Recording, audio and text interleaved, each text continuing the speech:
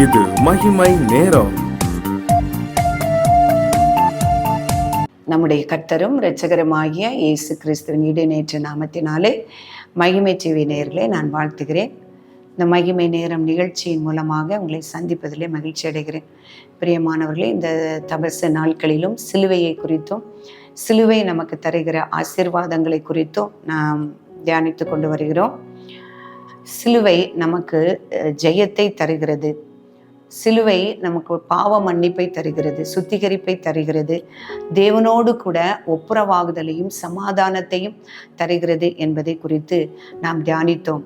அவருடைய தழும்புகளால் நாம் குணமாகிறோம், நம்முடைய சரீரமும் நம்முடைய ஆத்துமாவும் குணமாகிறது என்பதை குறித்து நாம் தியானித்தோம்.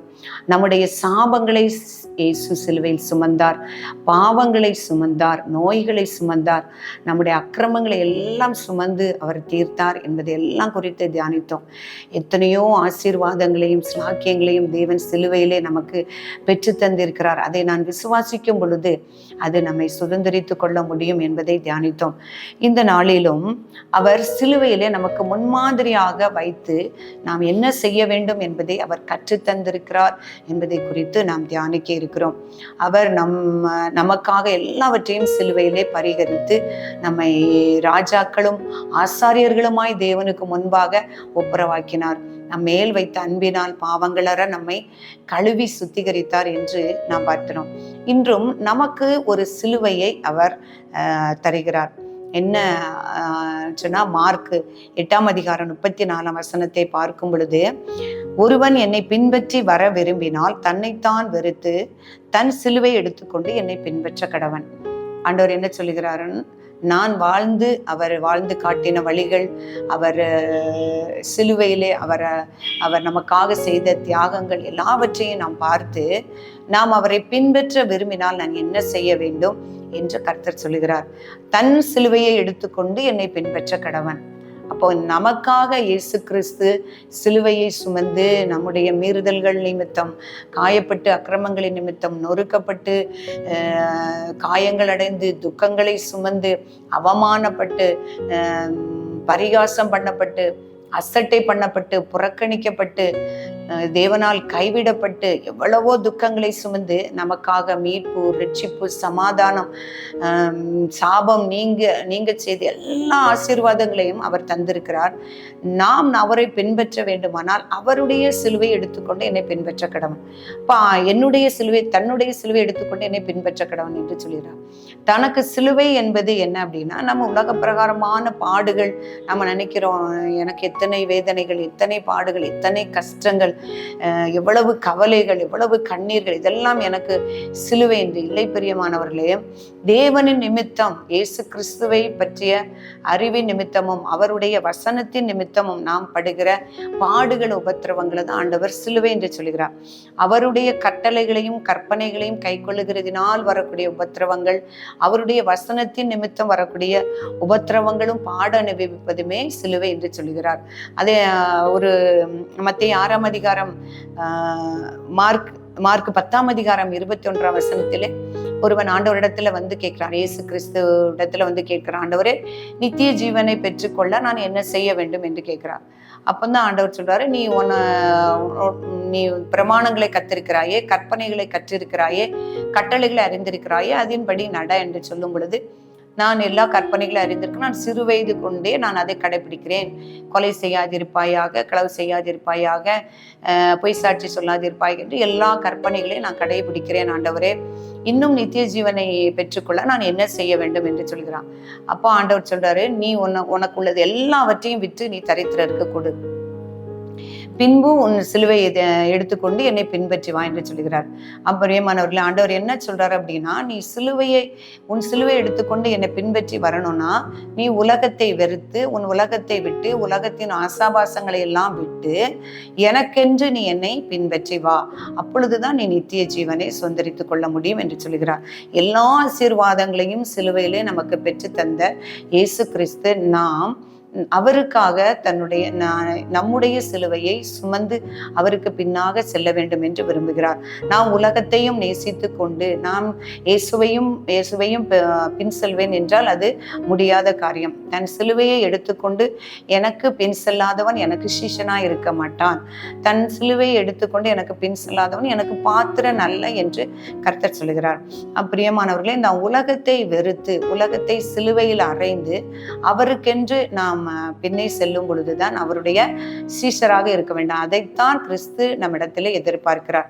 நமக்காக எல்லாவற்றையும் செய்த கிறிஸ்து அவருடைய சிலுவையிலே நமக்காக எல்லாவற்றையும் பெற்று தந்த அந்த கிறிஸ்து நம்மிடத்தில் எதிர்பார்ப்பது தன்னுடைய சிலுவை எடுத்துக்கொண்டு என்னை பின்பற்றி வா என்பது.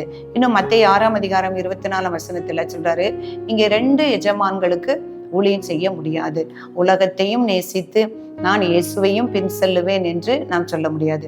தேவனை பின்பற்ற வேண்டுமானால் நாம் என்ன செய்வோம்னா 2 எஜமான்களுக்கு ஊழியம் செய்ய ஒருவனால் கூடாது. ஒருவனை பகைத்து மற்றவனை சிநேகிப்பான். அதான் சொல்றாரு, நீ உலகத்தின் மேல ஆசையா இருந்து பொருளின் மேல ஆசையா இருந்தனா நீ தேவனை பகைப்பாய், அல்லது ஒருவனை பற்றி கொண்டு மற்றவரை அசட்டை செய்வாய். தேவனுக்கும் உலக பொருளுக்கும் ஊழியம் செய்ய உங்களால் கூடாது என்று சொல்லுகிறார்.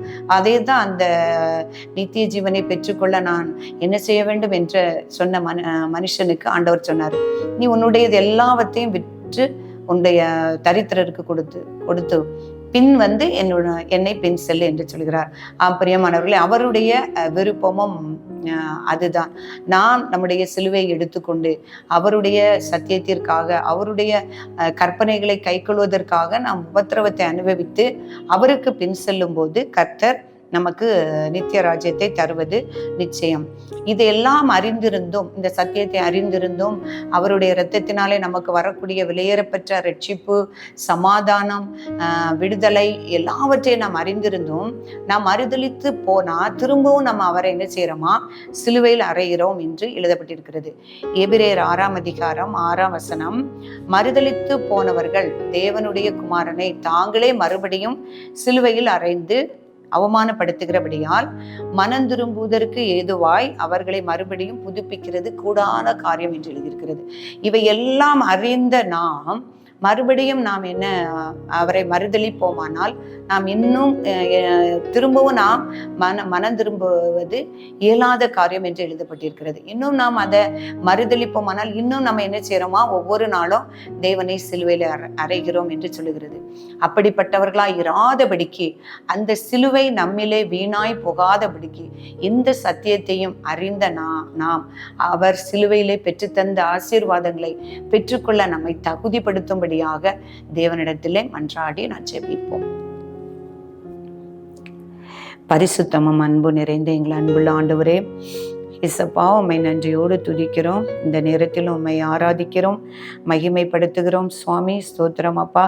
உடைய சிலுவையையும் சிலுவையின் அன்பையும் அந்த சிலுவையிலே நீர் எங்களுக்கு சம்பாதித்த ரட்சிப்பு, பாவ மன்னிப்பு, ஆண்டவரை சாபத்தில் இருந்து விடுதலை, எல்லா சமாதானம், தேவனோடு கூட ஒப்புரவாகுதல், சமாதானம் எல்லாவற்றையும் ஆண்டவரை நீர் பெற்று தந்தீரே அப்பா. அதை நாங்கள் சுதந்திரித்துக் கொள்ள எங்கள் ஒவ்வொருவரையும் தகுதிப்படுத்தும்படியாக ஜெபிக்கிறேன்.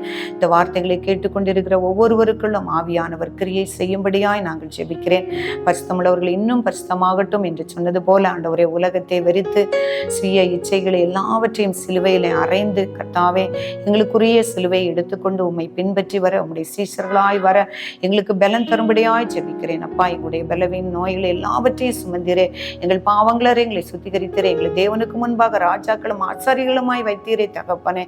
உமக்கு நன்றி அப்பா. அந்த விலையேற பெற்ற ரட்சிப்பை நாங்கள் விட்டு விடாதபடி ஆண்டவரே, சிலுவை எங்களில் வீணாய் போகாதபடி அப்பா அப்படியே நாம மகிமைப்பட அப்பா அந்த எல்லா ஆசீர்வாதங்களை ஒவ்வொருவரும் பெற்றுக்கொள்ள கர்த்தர் நீர் உதவி செய்யும்படியாய் ஜெபிக்கிறேன் அப்பா. ஆண்டவரே ஸ்தோத்திரம், என்னை தாழ்த்துகிறேன் அப்பா. குற்றங்கள் குறைகள் எல்லாவற்றையும் மன்னியும். அப்படியே நாம மாத்திரமே மகிமைப்படட்டும். சொல்லப்பட்ட வசனங்கள் வார்த்தைகள் கேட்கிறவர்கள் உள்ளத்திலே கிரியை செய்யும்படியாய் ஜெபிக்கிறேன். ஒன்று வீணாய் போகாதபடி அவர்கள் பிரயோஜனமுள்ளவர்களாய் ஆவியானவர் நீர் மாற்றி தரும்படியாய் ஜெபிக்கிறேன் அப்பா. என்னை தாழ்த்தி அர்ப்பணிக்கிறேன். இயேசு கிறிஸ்துவின் நாமத்திலே ஜெபிக்கிறேன் நல்ல பிதாவே, ஆமென்.